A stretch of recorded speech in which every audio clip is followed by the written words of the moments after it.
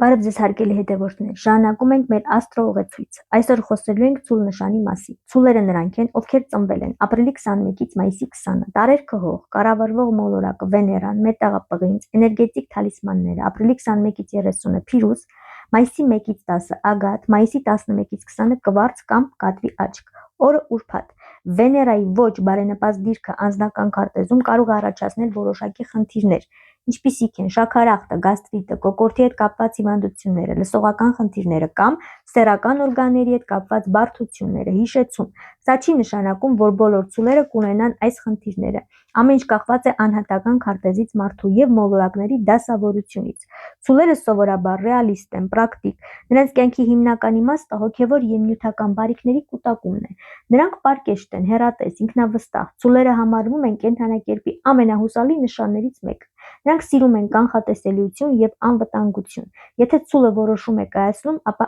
այն փոխել գրեթե անհնար է։ Հենց այս համառությունն է օգնում նրանց հասնել իրենց նպատակներին։ Սակայն երբեմն այն կարող է վերածվել կամակորության։ Նրանք գնահատում են որակը ամեն ինչում, լինի դա հագուստը, տունը, թե սնունդը։ Նրանց համար կարևոր է շոշափելի արդյունքը։ Ցուլերը շատ համբերատար են, սակայն երբ համբերության բաժակը լցվում է, դուք կտեսնեք զայրացած, անողոք եւ իր ճանապարհին ամեն ինչ քանդող ցուլի։ Նրանց ամենամեծ թշնամիներն են տեղեկատվության պակասը, կյանքի անկայունությունը եւ ծերության ժամանակ առանց նյութական միջոցների մնալու վախը։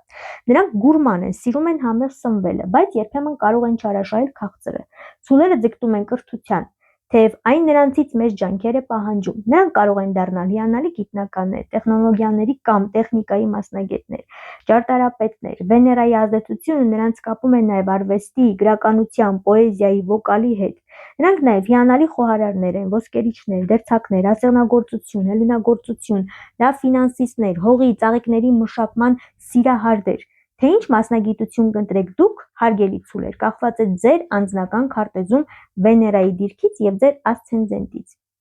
Հաճախ հարցնում են, ինչու է այս համաստեղությունը պատկերված հենց ցուլի տեսքով։ Կարևոր է հիշել, որ ցուլ կամ առույց անվանումները չեն նշանակում, թե մարդիկ իրենց նմանեցնում են կենդանիների։ Դրանք ունեն խորհրդանշական եւ առասպելական արմատներ։ Ըստ հունական առասպելի Զևսը, Յուպիտերը, սիրահարվում է Փյունիկի թագավորի դուստր Եվրոպային։ Որպեսզի աղջկան չվախեցնի եւ խուսափի իր կնոջ Հերայի խանդից, նա կերպարանափոխվում է գեղեցիկ եղջյուրներով ձյունաճերմակ ցուլի։ Երբ Եվրոպան ընկերուհիների հետ զբոսնում էր, ափին տեսնում է այդ հրաշք կենդանուն։ Ցուլն այնքան բարի ու խաղաղ էր թվում, որ Եվրոպան համարձակվում է նստել նրա մեջքին։ Հենց այդ պահին Զևսը ցուլը նետվում է ծովը եւ Եվրոպային տանում Կրետե կղզի։ Հետագայում ի պատիվ այս պատմության Զևսը ցուլի կերպարը զետեղում է երկրակամարում որպես համաստեղություն։ Այս պատմությունը լավագույնս նկարագրում է ցուլի էությունը։ Նա կարող է թվալ շատ հանդարտ, համբերատար եւ անվնաս, սակայն ունի հսկայական կամքի ուժ։ Քանի դեռ ցուլին չեն բարկացրել, նա կլինի ամենահաճելի եւ հոգատար ընկերը։ Ահա այսքանը ցուլ նշանի մասին։ Հիշեցնեմ, որ ձեզանից 3-ը կունենան հնարավորություն իմ կողմից ստանալ նվեր։ Իրենց անձնական քարտեզի բացահայտումը պարտադիր պայման է, բաժանորդագրվելը, իմանալ ձեր ծննդյան տարեթիվը, ամիսը, օրը, ժամը։ Հաջորդիվ կխոսենք կշեռք նշանի մասին։ Կհանդիպենք։